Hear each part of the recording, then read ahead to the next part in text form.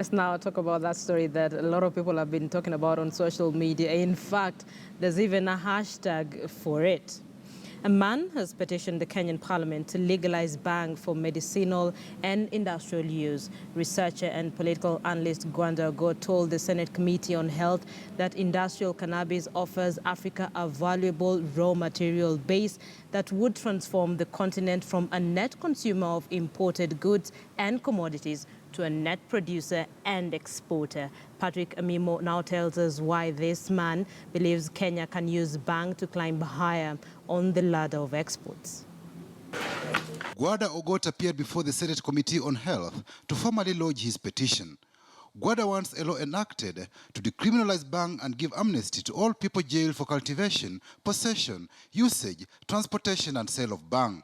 Cannabis sativa or bhang is classified as a narcotic drug under Kenya's Narcotic Drugs and Psychotropic Substances Act No. 4 of 1994.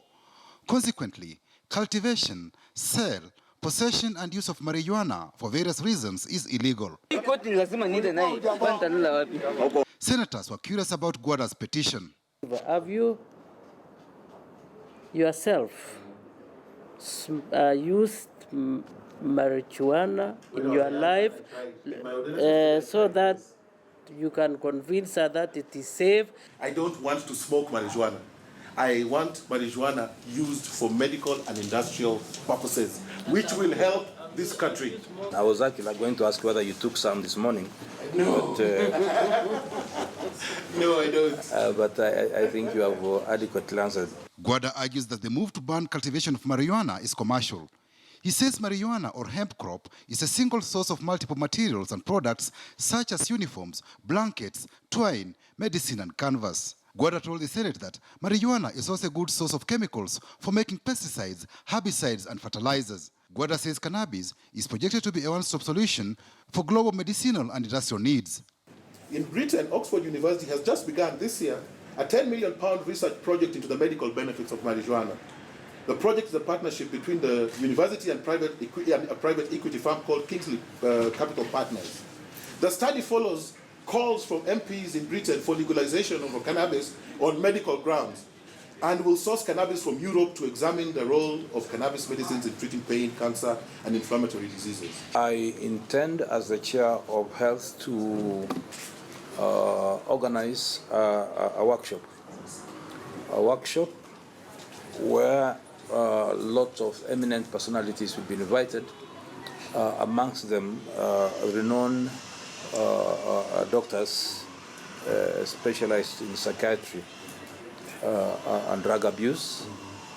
We will also call maybe some economists to give us views of whether the economic factors related to bhang or not are really significant when we have already discovered oil in Kenya. Many Western countries are slowly decriminalizing marijuana for medical use. In the United States of America, at least 14 states have either legalized or decriminalized cultivation, sale, possession and use of marijuana for various reasons, including allowing people to smoke the weed responsibly. Marijuana leads to dependence in around 9 to 10% of adults users. Cocaine leads to about 20% of its users and heroin 25% of its users get addicted. The worst culprit is tobacco, with 30% of its users becoming addicted. Yet in Kenya, tobacco is available in the shops, big business, but marijuana with medicine still remains banned. Drug and substance abuse is a matter of national concern in Kenya. Patrick Amimo, KTN News.